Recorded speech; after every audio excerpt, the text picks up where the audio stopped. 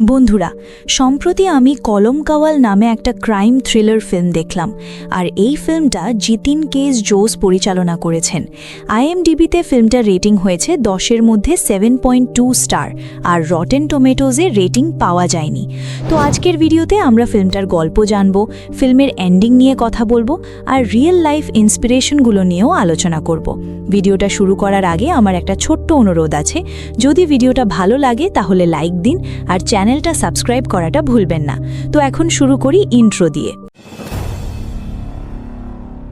তো ছবির গল্প শুরু হয় 13 নভেম্বর 2005-এ, যেখানে আমরা নগর কাওয়ালে একটা পরিবারকে দেখতে পাই, আর ওই পরিবার সন্ধ্যায় টিভি দেখছে।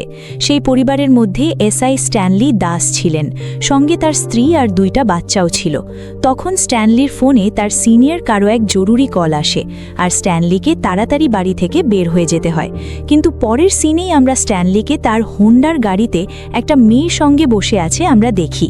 তাদের কথাগুলো শুনে বুঝতে পারি স্ট্যানলি আর ওই মেয়েটার মধ্যে কোনো সম্পর্ক চলছে, আর তারা পরের সপ্তাহে দেখা করার প্ল্যান করছে। স্ট্যানলি বলে এখন ওদের হোটেলে থাকতে হবে, কারণ ও এখনও কোনো বাড়ি ঠিক করে নাই। স্ট্যানলি আরও বলে সে এখনও তার বউকে ডিভোর্সের কথা বলেনি, কিন্তু শিগগিরই ডিভোর্স নেবে। স্ট্যানলি মেয়েটাকে জিজ্ঞেস করে, তুমি কি তোমার বাড়িতে চিঠি পাঠিয়ে দিয়েছ? মেয়েটা হ্যাঁ বলে। এরপর দুজনেই হোটেলে যায় আর সেখানে কিছু সময় কাটায়। কিছুক্ষণ কথা বলার মধ্যে জানতে পারি মেয়েটার আগেও বিয়ে হয়েছিল, আর হয়তো সে বিধবা। কথোপকথনের সময় স্ট্যানলি অদ্ভুত কিছু কথা বলা শুরু করে, যেমন সে শিকার করতে পছন্দ করে, আর সবচেয়ে বেশি মজা পায় মানুষকে শেষ করে দেয়, আর এমন কিছু ভীতিকর কথা। মেয়েটা স্ট্যানলির এসব কথাকে সিরিয়াস নেয় না, মনে করে সব মজা করছে। কিন্তু একটু পর স্ট্যানলি মেয়েটার দুকট্টা দিয়ে মজা করতে গিয়ে মেয়েটার গলা চেপে ধরে আর তাকে শেষ করে দেয়। সে মেয়েটার দেহ একটা ব্যাগে ঢুকিয়ে হোটেল থেকে বেরিয়ে পড়ে। রিসেপশনে কাজ করা ছেলেটা ঘুমিয়েছিল, আর ভুলবশত রুমের চাবিটা টেবিলের ওপর রাখে। তারপর সে হোটেল থেকে বাইরে আসে এবং মেয়েটার দেহ নিজের গাড়ির ট্রাঙ্কে রাখে। এখানেই সিনটা কাট হয়ে যায়। এখন গল্প আসে রিয়েল টাইমে, অর্থাৎ 25 সেপ্টেম্বর 2012-এর দিন। আমাদের দেখানো হয় তিরুভানন্তপুরম থানা, যেখানে কোতওয়া কুন্নাম গ্রামের কমিউনাল রাইটের মামলা সমাধানের কথা চলছে, আর এই জন্য পুলিশের কাছে জয়া কৃষ্ণার নামের একজনকে আনা হয়েছে। বন্দেকে পাঠানো হয়, যাকে সবাই নাথ নামেও ডাকে। আসলে মানুষ তাকে বাজ বলেও ডাকে। নাথ হলো একটা স্পেশাল ব্রাঞ্চ ইন্সপেক্টর, যাকে অনেকেই বাজ বলে, যেমন আমি তোমাকে বলেছিলাম। তো হ্যাঁ, কুত্তা বা কুন্নাম পুলিশ স্টেশনে নাথ SI এর সঙ্গে দেখা করে, আর SI নাথকে কেসের বিস্তারিত জানায়। এই কেসটা ছিল বিমল নামে এক ছেলের, যে আর্মিতে থাকে। বিমলের বোন বাড়ি থেকে হারিয়ে গেছে, আর তাকে হারানোর সন্দেহ কারো ইউসুফ নামের বন্ধুর ওপর ছিল। আসলে একটা লোকাল পুরোহিত বলেছিল সে হয়তো ইউসুফকে বিমলের বোনের সঙ্গে দেখেছিল, আর এমনটাই ইউসুফ মেয়েদের ব্যাপারে মোটেও ঠিক ছিল না, আর পুরো গ্রামও এটা ভালো করেই জানত। তাই বিমল মনে করল ইউসুফই তার বোনকে নিয়ে পালিয়েছে, আর তখনই বিমল ইউসুফের বাড়িতে হামলা চালায়। ও সময় ইউসুফ বাড়িতে ছিল না। পরে ইউসুফ তার বন্ধুদের নিয়ে বিমলের বাড়িতে হামলা চালায়, আর এখান থেকেই ব্যাপারটা কমিউনাল ইস্যুতে পরিণত হয়। পুলিশ নাথকে সেখানে পাঠানো হয়, যেন এই কেস ভালো করে সমাধান হয়ে যায়। নাথ উভয় পক্ষকে জিজ্ঞাসাবাদ শুরু করে।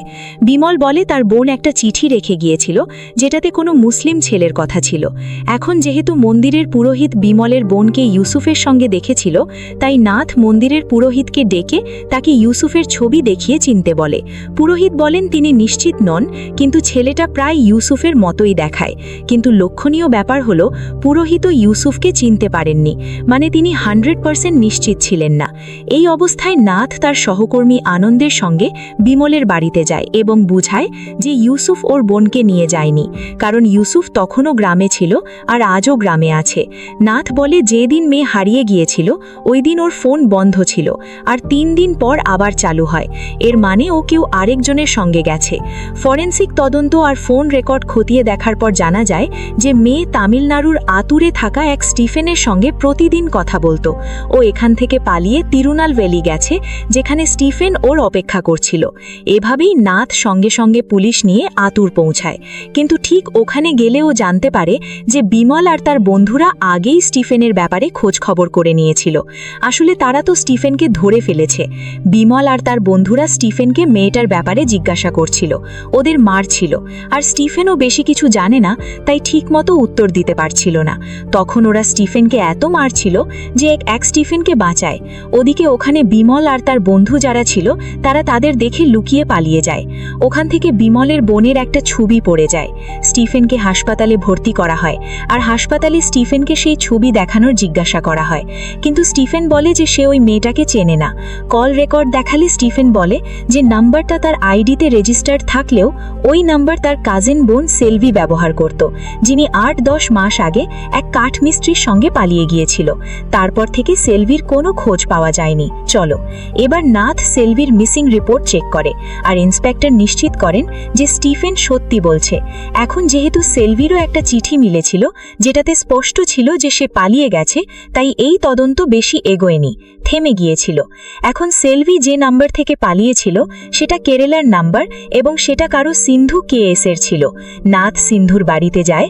সেখানে তার মা বলে যে সিন্ধু গত 1 বছর ধরে হারিয়ে গেছে, আর সেও কারো সঙ্গে পালিয়ে গিয়েছিল। তো বন্ধুরা নিশ্চয়ই বুঝতে পারছো এখানে একটা প্যাটার্ন তৈরি হচ্ছে। মানে একটা নাম্বার ট্র্যাক করলে যদি তুমি অন্য নাম্বার পর্যন্ত যাও সেটা একই মেয়েরই হয়ে আসে।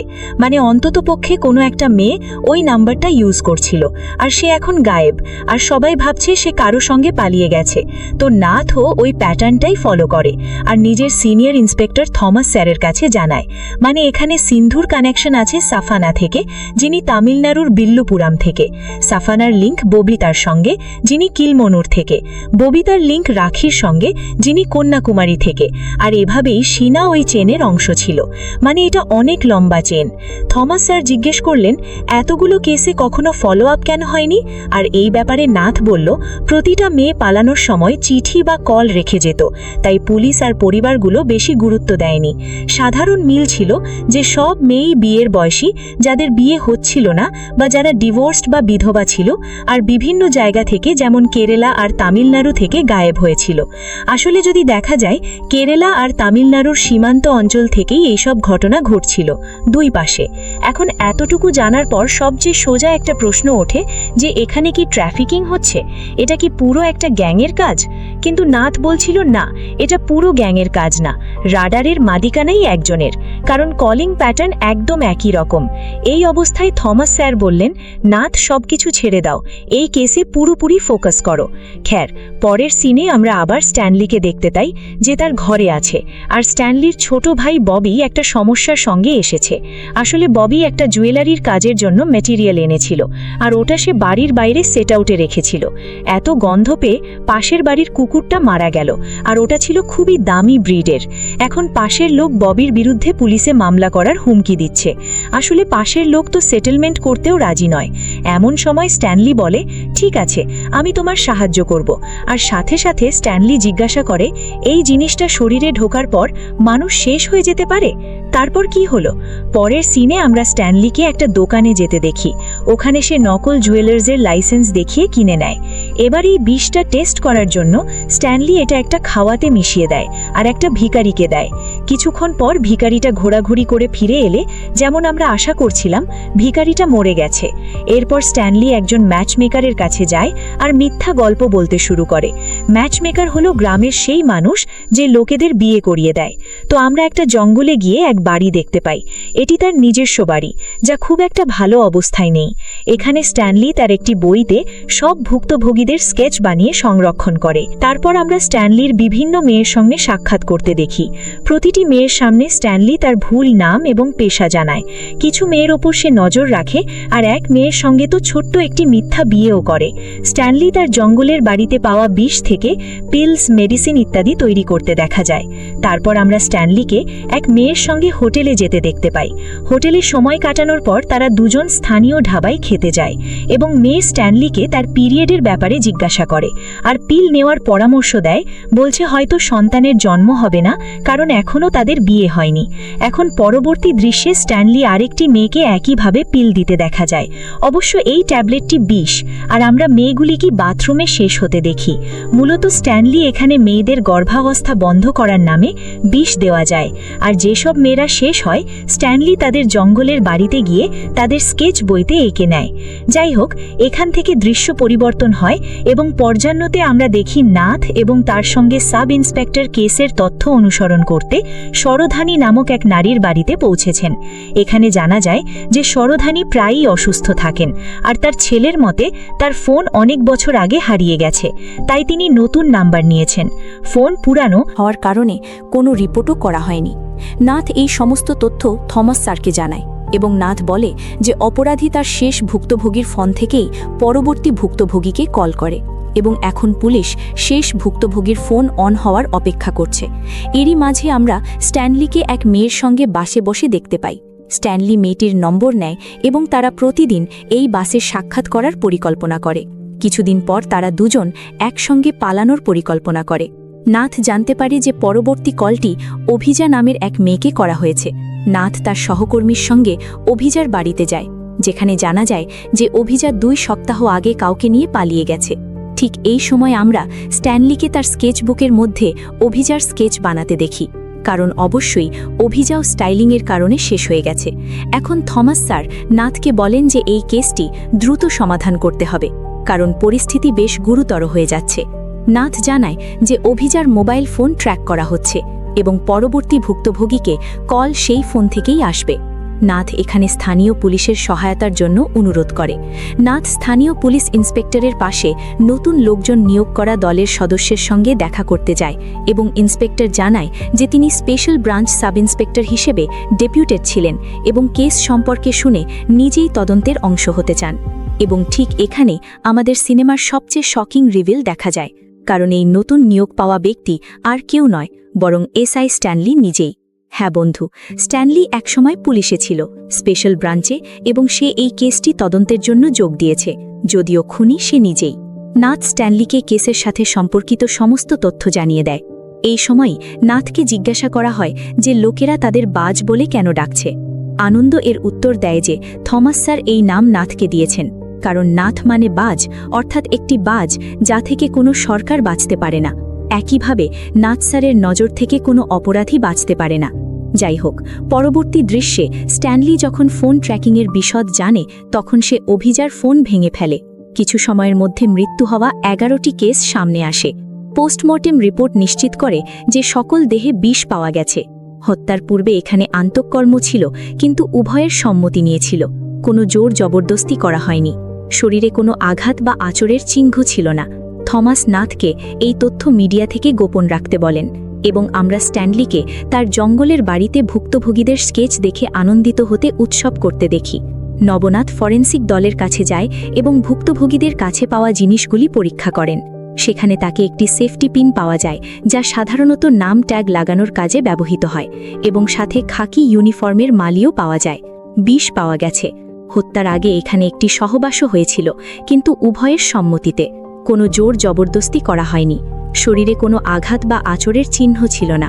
থমাস নাথকে এটি গণমাধ্যমের কাছ থেকে গোপন রাখতে বলে এবং আমরা স্ট্যানলিকে তার বনবাড়িতে ভুক্তভোগীদের স্কেচ দেখে আনন্দ উপভোগ করতেও দেখি। নবনাথ ফরেন্সিক দলের কাছে যান এবং ভুক্তভোগীদের কাছে পাওয়া জিনিসগুলি পরীক্ষা করেন। সেখানে তিনি একটি নিরাপত্তা পিন খুঁজে পান, যা একটি নাম ট্যাগ প্রয়োগ করতে ব্যবহার করা যেতে পারে। সেই সাথে খাকি ইউনিফর্মের থ্রেডও পায়। যে পলিথিনে ওষুধ রাখা হয় সেটিও এখানে পাওয়া যায়, কিন্তু একজন ভুক্তভোগীর কাছে পলিথিন থাকে না, বরং একটি নোটবুকের একটি পৃষ্ঠা থাকে, এবং এই পৃষ্ঠাটি পুলিশ পরিদর্শকদের জারি করা নোটবুকের পৃষ্ঠার মতোই। এখানেই নাথ একজন পরিদর্শককে সন্দেহ করতে শুরু করে। সাইবার ক্রাইম টিম বলছে যে সমস্ত ফোন এক্স মোবাইল পানাচ মুডু সব থেকে নেওয়া হয়েছে, কিন্তু তাদের কোনো রেকর্ড নেই। যখন সে নাচের দোকানে যায় তখন সে দেখতে পায় যে কয়েক বছর আগে পুলিশ অনেক ফোন বাজেয়াপ্ত করেছিল এবং সেগুলির মধ্যে কয়েকটি ফেরত দেওয়া হয়েছিল। কিছুই ফিরে পাওয়া যায়নি। দোকানদার বলেন যে তামিলনাড়ুর রাজাকা মঙ্গলাম থানা থেকে চালানটি বাজেয়াপ্ত করা হয়েছে। নাথ সেখানে যান এবং ফোন বাজেয়াপ্ত মামলার সমস্ত পরিদর্শকদের একটি তালিকা চান এবং তাদের মধ্যে স্ট্যানলির নামও রয়েছে। এমন পরিস্থিতিতে নাথ সমস্ত পরিদর্শকদের সেলফোনের তথ্য থেকে অবস্থান ম্যাপিংয়ের নির্দেশ দেন। তারপর সাইবার ক্রাইম টিম বলে যে একজন ভুক্তভোগীর ফোন চালু করা হয়েছে এবং 10 মিনিটের মধ্যে অবস্থান খুঁজে পাওয়া যাবে। নাথ, আনন্দ এবং দলটি ট্র্যাকিংয়ের সময় স্ট্যানলির বিল্ডিংয়ের বাইরে পৌঁছায়, কিন্তু যখন কল করা হয় তখন বিল্ডিংয়ের নিচের বাড়ি থেকে রিংটোন আসে। টাকা কনস্টেবলের এবং স্ট্যানলির নয়। নাথ মনে করেন যে সম্ভবত মণিই লুকিয়েছিলেন এবং মণি অবশ্যই ডিউটিতে বেরিয়ে গিয়েছিলেন এবং তার কোনো চিহ্ন পাওয়া যায়নি। স্ট্যানলিও সেখানে আসে, নাথকে বলতে শুরু করে যে সে মণিকে বছরের পর বছর ধরে চেনে এবং মণি এমন হতে পারে না, কিন্তু সে তা মানতে নারাজ। পরে মণির বাইকটি পাওয়া যায়, কিন্তু মণি নিজেই নিখোঁজ হয়ে যায়। এখন দর্শক হিসেবে আমাদের দেখানো হচ্ছে যে স্ট্যানলি সকালে মণিকে তার কাছে ডেকেছিল এবং স্ট্যানলি আসলে মণিকে শেষ করেছিল। ফোনটা তাকে বাড়িতেই দিয়ে দেওয়া হয়েছে, বিভক্ত করা হয়েছে। এই ছোট স্ট্যানলি এখানে টাকা আটকে রাখছিল। টাকা শেষ হয়ে গেছে, তার নাম ফাঁস করা হয়েছিল যাতে স্ট্যানলির কাছ থেকে সন্দেহ দূর করা যায়। এর থেকে আরও একটি বিষয় স্পষ্ট হয়ে যায় যে স্ট্যানলি খুব চালাক ছিল এবং সব সময় নাথের থেকে এক ধাপ এগিয়ে ছিল। তাই আমরা এটাই আশা করছি। নাথ মনে করেন যে মণি হয়তো সবকিছু দেখে পালিয়ে গেছে এবং সেই আসল অপরাধী, এবং আমরা স্ট্যানলিকে মণির স্কেচ বানাতেও দেখতে পাই। অবশ্যই সে এটি শেষ করেছে, তাই সে স্কেচ বানাচ্ছে। ওকে কিছু সময় দাও। পরে থমাস এবং নাথকে একসঙ্গে স্বপ্ন দেখানো হয়েছে, যেখানে থমাস এবং নাথ ব্যাখ্যা করেন যে অপরাধী এখন অনেক দূরে পালিয়ে গেছে, তাই এই মামলা চলতে হবে। কিন্তু নাথ এখানে তার শৈশবে শোনা একটি গল্প বর্ণনা করেন। সুতরাং গল্পটি ছিল যে ইঁদুরগুলি একটি বাড়িতে এসেছিল এবং তাদের পরিত্যাগ করার পরে তারা প্রচুর সর্বনাশ করতে শুরু করে। তারপর নাথ তাদের হত্যা করতে শুরু করে এবং ধীরে ধীরে এটি একটি অভ্যাসে পরিণত হয়। নাথ বলেন যে একবার অপরাধের অভ্যাস প্রতিষ্ঠিত হলে অপরাধী নিজেকে থামাতে পারে না। এই সময়ে আমাদের ফ্ল্যাশব্যাক দেখানো হয়, যেখানে স্ট্যানলি শৈশব থেকে শিকার হয়েছে বলে মনে হচ্ছে। তার মানে অনেক ছবি ছিল যেখানে সে শিকার করছিল। সে খুব হাসি খুশি ছিল এবং এটি আমাদের বলে যে এটা কোথাও না কোথাও তার মনোরোগী প্রকৃতির একটি প্রতীকী ইঙ্গিত করে। থমাস স্যার বলেন যে এটা একটি জৈবিক প্রয়োগের মতো, ঠিক যেমন কুকুর, বিড়াল, প্রতিযোগিতা বা ড্রাগ আসক্তি এমন কিছু যা মানুষকে ধ্বংস করতে শুরু করে। তারা বারবার এই কাজটি করতে চাইবে। যাই হোক, থমাস এবং নাথকে এখানে অন্যান্য মামলাগুলি পরিচালনা করতে বলা হয়। যাই হোক, ফ্ল্যাশব্যাকে আমাদের দর্শকদের কাছে দেখানো হয় যে স্ট্যানলির স্কেচের একটি বই ছিল যার ভিতরে একটি ব্যাঙ, সাপ, বিড়াল এবং একটি কিশোরী মেয়ের স্কেচও বানানো ছিল, এবং এরাই স্ট্যানলির প্রাথমিক শিকার হতে পারে। অর্থাৎ এটি প্রাণী থেকে, শিশুদের থেকে শুরু হয়েছিল এবং তারপর এখন আপনি কি ঘটছে তা দেখছেন। এবং সংবাদে মণিকে প্রধান কল্পনা হিসেবে দেখানো হচ্ছে এবং তার ছবি দেখানো হচ্ছে। এরপরে স্ট্যানলি সমস্ত ভুক্তভোগীর মোবাইল মাটিতে পুঁতে দেয় এবং কিছু সময় অতিবাহিত হয়। আমরা স্ট্যানলিকে এক ফোন বুথে দেখি যে সে একটি অবসরপ্রাপ্ত ফরেনসিক সার্জন জোসেফকে ফোন করে তার সাথে কথা বলে। স্ট্যানলি তার মিথ্যা নাম বলে এবং নিজেকে মালয়ালাম সিনেমার সহকারী পরিচালক বলে অভিহিত করে। সে বলে যে তার একটি বাণিজ্যিক চলচ্চিত্রকে বাস্তবসম্মত দেখানোর জন্য কিছু সন্দেহ আছে যা সে জিজ্ঞাসা করতে চায়। সার্জন জোসেফ বলেন, জিজ্ঞাসা করুন, আমি যতটুকু জানি ততটুকুই আপনাকে জানাবো। অবশ্যই এখানে স্ট্যানলিকে সার্জনকে কিছু অভ্যন্তরীণ বিষয়ে জিজ্ঞাসা করতে হবে যা ব্যবহার করে সে তার হত্যা আরও ভালোভাবে করতে পারে এবং কিছু ভিন্ন ধরনের বিষও তৈরি করতে পারে। এবং হ্যাঁ, এটা এমন কিছুই ছিল, কারণ খুব পরের দৃশ্যে আমরা স্ট্যানলিকে এবং অন্যান্য মেয়েদের পরে যাচ্ছে দেখি। স্ট্যানলি একটি হোটেলে এক মেয়ের সঙ্গে বসে আছে। স্ট্যানলি তার পার্স থেকে একটি ওষুধ বের করে এবং মেয়েটি যখন তাকে জিজ্ঞাসা করে তখন সে এটিকে ডায়াবেটিসের ওষুধ বলে। তারপর স্ট্যানলি বলতে শুরু করে, কাটা হয়। এবং যখন নতুন ভুক্তভোগীর সেলফোনের তথ্য বের করা হলো তখন ওয়ার্কলা এবং কোটরের ভুক্তভোগী দুজনেই হৃদরোগের আক্রান্ত হয়ে মারা যায়। নাথ বলেন যে মণি কখনো দেশের বাইরে যায়নি এবং সম্ভবত কেরলার বাইরেও যায়নি। এই কারণেই নাথের চোখে আসল অপরাধী হল টাকা। নাথ থমাস স্যারকে বলেন যে এখন এই অপরাধী এতটাই আত্মবিশ্বাসী হয়ে গেছে যে সে একই ফোন থেকে ভুক্তভোগীদের ফোন করে এবং সকালে শুধু তার মৃত্যুর খবরের অপেক্ষা করে। একমাত্র সমস্যা হল যে ফোনের ঠিকানা ভুয়া, যা আগে সরোধা নামে এক বৃদ্ধা মহিলার বলে জানা গিয়েছিল। আসলে আমরা এটাও দেখি যে স্ট্যানলি কি করে সে কাগজে দেখতে পেত যে কাকে হত্যা করা হয়েছে এবং তার শিকারীরা হত্যা করা হলে সে খুব খুশি হতো। এখন এই সবকিছুর মধ্যে আমরা স্ট্যানলিকে এবং মেয়েদের তার পরবর্তী শিকার হিসেবে দেখি। নাথ এবং আনন্দ তাদের গাড়িতে করে পরবর্তী স্থানে যাওয়ার পথে আনন্দের কথাগুলি নাথকে পুরনো মামলার ভুক্তভোগীর সাথে একটি মিসিং সংযোগের কথা মনে করিয়ে দেয়। থমাস সোজা সরোধার বাড়িতে যায় এবং সেখানে তার ছেলের ওপর চাপ প্রয়োগ করে বলে যে আমরা জানি তোমার মায়ের ফোন তোমার ছোট বোন ব্যবহার করত, এখন তুমি আমাকে সত্যি বলো। সামান্য চাপের মধ্যে সে সত্যি বলে, কিভাবে তার বোনের দিব্যার এক ছেলের সঙ্গে সম্পর্ক ছিল এবং একদিন ছেলেটি দিব্যাকে বাস স্ট্যান্ডে একা ছেড়ে পালিয়ে যায়। এরপরে পরিবার দিব্যাকে বিবাহ দেয় এবং আজ দিব্যা একটি সুখী পরিবারে বাস করছে, যেখানে তার একটি সন্তানও আছে। তার মানে দিব্যাকে শিকার হওয়া থেকে রক্ষা করা হয়েছিল। যা কিছু হোক, এর মানে হলো সে মানুষটির হত্যাকারী, যা আমরা জানি স্ট্যানলি। এবং এই কারণে দিব্যার পরিবারের সদস্যরা পুলিশের কাছ থেকে সত্যটি কোথাও লুকিয়ে রেখেছিল, কারণ তারা এটি প্রকাশ করতে চায়নি। কিন্তু এখন যেহেতু নাথ এটা জানতেন, এটা তার কাছে মামলার সবচেয়ে বড় লিড ছিল। কেন? কারণ অবশ্যই দিব্যা একমাত্র ভুক্তভোগী যিনি বেঁচে আছেন এবং সে সহজেই ব্যক্তিকে একে এবং শনাক্ত করতে পারেন। এমন পরিস্থিতিতে নাথ অবিলম্বে দিব্যার অ্যাড্রেস নেন এবং তার সাথে মিট করতে যান, এবং দিব্যা পুরো গল্পটি বলে কিভাবে সে প্রতিদিন বাসে যাতায়াত করত এবং সেখানে লোকটির সাথে মিট করত। ধীরে ধীরে দুজনের মধ্যে বন্ধুত্ব গড়ে ওঠে। একদিন গর্ভপাত করার জন্য লোকটি দিব্যাকে একটি বড়ি দেয় এবং বাস স্ট্যান্ডের ওয়াশরুমে গিয়ে খেতে বলে, কিন্তু দিব্যা মনে করে যে আমি শিশুটিকে ছেড়ে দেব না, কারণ আমার কাছে টাকা থাকলে আমি টাকা দিয়ে সন্তানদের বড় করে তুলব। তার ব্যাংক অ্যাকাউন্টে অনেক টাকা ছিল। যেহেতু সে শিশুটিকে ফেলে দিতে চায়নি, তাই সে বড়িটি নেয়নি। সে ওয়াশরুমে এসেছিল।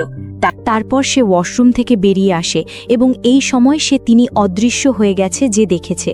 তারপর দিব্যা তার ভাইকে সত্য বলেছিল এবং তারপরে দিব্যা বিবাহিত হয়েছিল এবং এখন সে একটি সুখী পরিবারে বাস করছে। এই কথা শুনে নাথ সঙ্গে সঙ্গে দিব্যা মনির ছবি দেখায়। এই লোকটার সঙ্গে আপনার দেখা হয়েছিল? তিনি জিজ্ঞেস করেন এবং দিব্যা বলেন, না, এটা সেই লোক নয়। নাথ এই কথা শুনে হতবাক হয়ে যায়। তার মানে এই নয় যে এটা আমাদের জন্য নয়।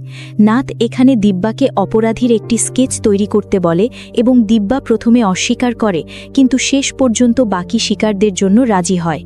কিন্তু বন্ধুরা, আমাদের আরও দেখানো হয় যে স্ট্যানলি দিব্যার বাড়িতে পৌঁছায় এবং স্ট্যানলিকে দেখে দিব্যা ভয় পায়। এমন পরিস্থিতিতে দিব্যা অবিলম্বে নাথকে ফোন করে বলে যে সে আর নাথকে সাহায্য করবে না। নাথ স্কেচ শিল্পীকে দিব্যার কাছে পাঠানোর পরিকল্পনা করেছেন, কিন্তু দিব্যা অনুরোধ করে যে সে এই ক্ষেত্রে কাউকে সাহায্য করতে চায় না, কারণ তার স্বামী এই বিষয়ে কিছুই জানেন না। যদি এটি বেরিয়ে আসে তবে তাদের বিবাহও ভেঙে যেতে পারে। দিব্যার কথা শুনে নাথ বাস কন্ডাক্টরের কাছে যান, যার বাসে দিব্যা এবং স্ট্যানলি দেখা করে, এবং দুর্ভাগ্যজনক কন্ডাক্টর নাথকে সাহায্য করতে রাজি হয়। নাথ স্ট্যানলিকে বলে যে দিব্যার মামলাটি কোনো কাজে আসবে না, যাতে সেই কোণটি বাদ দেওয়া হয়। কিন্তু বাসের কন্ডাক্টরের কাছ থেকে কিছু সূত্র পাওয়া যায়। নাথ বলে যে সে স্কেচ শিল্পীর সাথে কন্ডাক্টরের বাড়িতে যাচ্ছে। এখন সে স্ট্যানলিকে বলছে, কারণ অবশ্যই স্ট্যানলিও এই তদন্তের অংশ। কিন্তু বন্ধুরা, স্ট্যানলি আসল খুনি। কিন্তু এমন পরিস্থিতিতে স্ট্যানলি এই কথা শুনে একটু নার্ভাস হয়ে পড়ে। কন্ডাক্টরের ঠিকানায় জিজ্ঞাসা করে এবং সেখানে যাওয়ার পরিকল্পনা করে।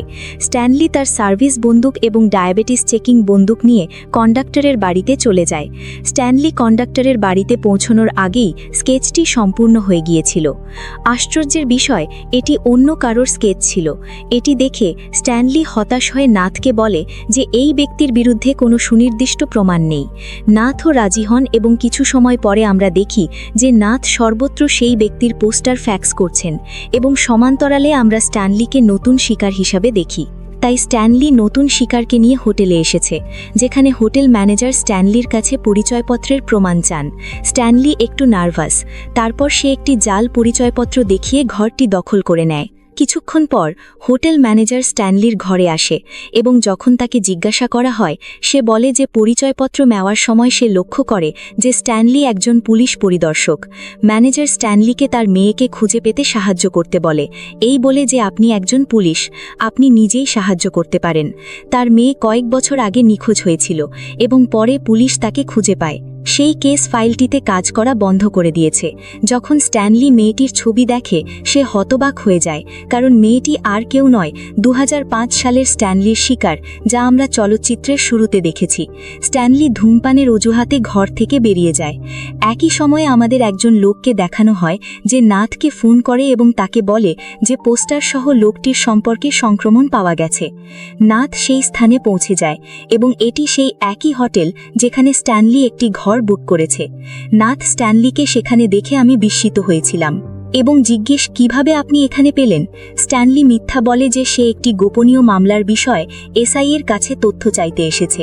নাথ বলে যে অপরাধীকে এখানে চারপাশে দেখা গেছে। নাথ স্ট্যানলিকে জিজ্ঞাসা করেন যে তার কাছে কালপিটের একটি স্কেচ কপি আছে কিনা।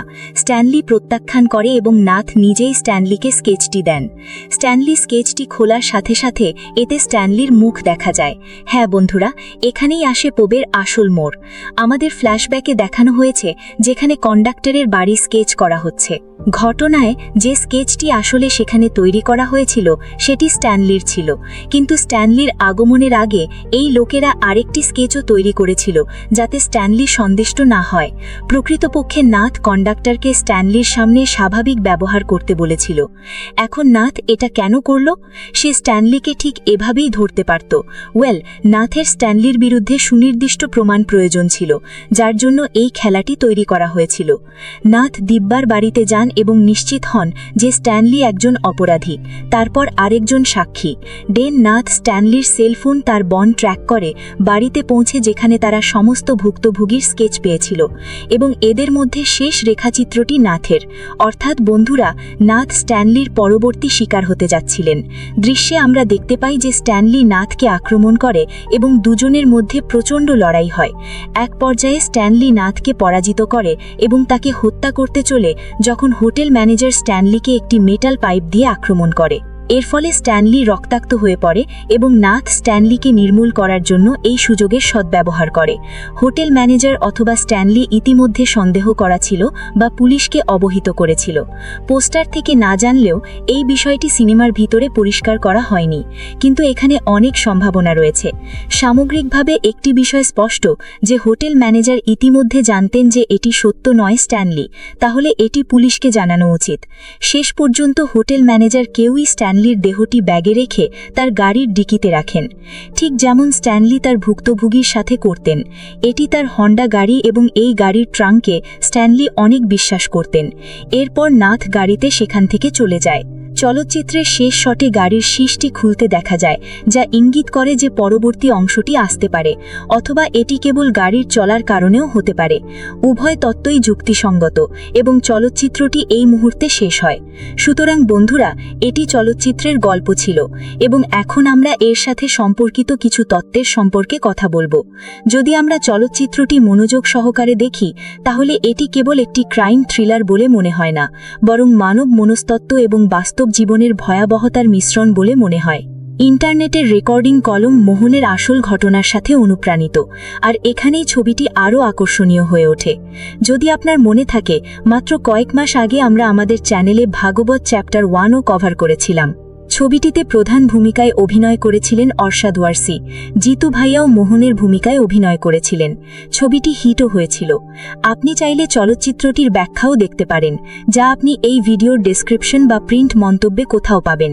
সেই ভিডিওতে আমি বাস্তব জীবনের অনেক বিষয় নিয়ে কথা বলেছিলাম। আমরা কথা বলেছি। আমি এখানে কয়েকটি বিষয় পুনরাবৃত্তি করব। তাই বাস্তব জীবনে মোহন দুর্বল মহিলাদের আস্থা অর্জন করত এবং তারপর তাদের ফোন ব্যবহার করে পরবর্তী ভুক্তভোগীর কাছে পৌঁছানোর জন্য তাদের লক্ষ্যবস্তু করত। ছবিতেও আমরা একই চিত্র দেখতে পাচ্ছি। একটি খুনি আছে যে শুধু খুনই করে না, বরং নিজের পরিচয় লুকিয়ে রেখে সিস্টেমের ভিতরে খেলে। সবচেয়ে মজার বিষয় হল যে ছবির খলনায়ককে এলোমেলো কোনো অপরাধী বলে মনে হয় না। তিনি শিক্ষিত, হিসাব নিকাশযুক্ত এবং আবেগভাবে বিচ্ছিন্ন। বাস্তব জীবনেও এমনটা ঘটে। তারা আবেগপ্রবণ নয়, কিন্তু পরিকল্পনা দ্বারা কাজ করে। শেষের দিকে গাড়ির ডিকি খোলা কেবল সিকুয়েলের ইঙ্গিত হতে পারে না। যদি আমরা কালাম কাভলের একটু গভীরে দেখি, তাহলে এটি কেবল মোহনের মতো বাস্তব জীবনের গল্প দ্বারা অনুপ্রাণিত নয়, বরং এটি একটি জন্মগত শিকারীর যাত্রাও দেখায়। চলচ্চিত্রের অনেক জায়গায় আমরা স্ট্যানলির অতীত জীবনের দৃশ্যমান সূত্র পাই। কয়েকটি ছবি দেওয়া হলো এবং শৈশব থেকেই তাকে জঙ্গলে, শিকার এবং বংশের মধ্যে দেখানো হয়েছিল। এগুলি এলোমেলো শট নয়, রাডার ইঙ্গিত দেয় যে স্ট্যানলির জন্য শিকার কেবল বেঁচে থাকা ছিল না, রাডার একটি রোমাঞ্চকর এটি ছিল। যখন সে ভুক্তভোগীর সাথে কথা বলে এবং আকস্মিকভাবে বলে যে সে শিকার করতে পছন্দ করে, তখন এটি কেবল ডায়ালগ নয়, তার আসল চিন্তাভাবনাও বেরিয়ে আসে। ভুক্তভোগীরা তার লক্ষ্যবস্তু হয়েছে, মানুষ নয়, যা সে শিকারের সত্যিকারের রোমাঞ্চ এবং মজা পায়। সেই জন্যই সে এটা করে। পুলিশ তার কাছাকাছি ছিল, তবুও থামতে পারেননি। তিনি নতুন পদ্ধতি গ্রহণ করলেও তার কাজ চালিয়ে গিয়েছেন। কিন্তু বাস্তব জীবন একেবারেই অন্যরকম ছিল। আসলে যদি আমরা ভাগবত চলচ্চিত্রের কথা বলি, এটিও এর থেকে অনেক আলাদা ছিল। এই তত্ত্ব স্ট্রং স্ট্যানলির ডায়েরি তৈরি করে। ডায়েরিতে কেবল মানুষের শিকারের স্কেচই নয়, ব্যাঙ, বেড়াল এবং কুকুরের মতো প্রাণীর অঙ্কনও রয়েছে। এটি একটি নন মনস্তাত্ত্বিক প্যাটার্ন, যেখানে অনেক সিরিয়াল কিলার প্রাণীদের থেকে তাদের অনুশীলন শুরু করে, যেখানে সহানুভূতি ধীরে ধীরে বিলুপ্ত হয়ে যায়।